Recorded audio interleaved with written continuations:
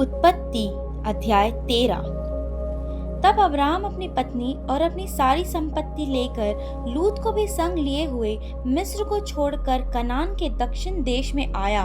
Abraham भेड़ बकरी, गाय बैल और सोने रुपए का बड़ा धनी था। फिर वह दक्षिण देश से चलकर बेतेल के पास उसी स्थान को पहुंचा जहां पहले उसने अपना तंबू खड़ा किया था, जो बेतेल और ए के बीच में है। यह स्थान उस वेदी का है जिसे उसने पहले बनाई थी, और वहां अब्राहम ने फिर यहोवा से प्रार्थना की। लूत के पास भी, जो अब्राहम के साथ चलता था, भेड़ बकरी, गाय बैल और तंबू थे।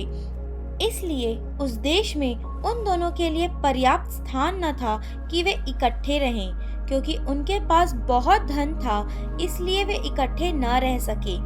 अब्राम और लूत की भेड़ बकरी और गाय बैल के चरवाहों में झगड़ा हुआ। उस समय कनानी और परिज्जी लोग उसी देश में रहते थे।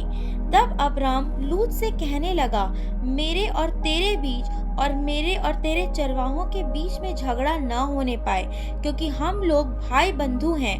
क्या सारा देश तेरे सामने नहीं? इसलिए मुझसे अलग हो जा।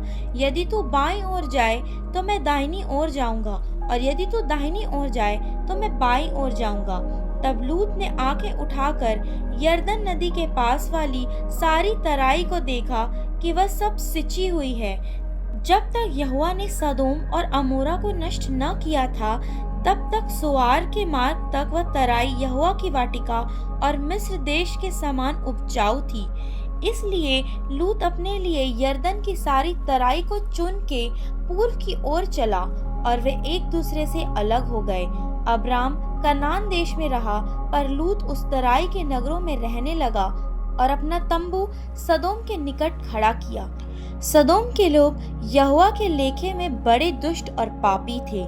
जब लूत अब्राम से अलग हो गया, तब उसके पश्चात यहोवा ने अब्राम से कहा, आँख उठाकर जिस स्थान पर तू है, वहां से उत्तर दक्षिण पूरब पश्चिम चारों ओर दृष्टि कर, क्योंकि जितनी भूमि तुझे दिखाई देती है उस सब को मैं तुझे और तेरे वंश को युग युग के लिए दूंगा, और मैं तेरे वंश को पृथ्वी की धूल की किनकों के समान बहुत करूंगा, यहाँ तक कि जो कोई पृथ्वी की धूल के किनकों को गिन सकेगा, वही तेरा वंश भी गिन सकेगा।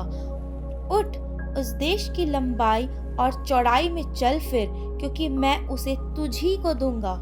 इसके पश्चात अब्राम अपना तंबू उखाड़कर ममरे के बांज वृक्षों के बीच, जो हेब्रोन में थे, जाकर रहने लगा, और वहां भी यहोवा के लिए एक वेदी बनाई।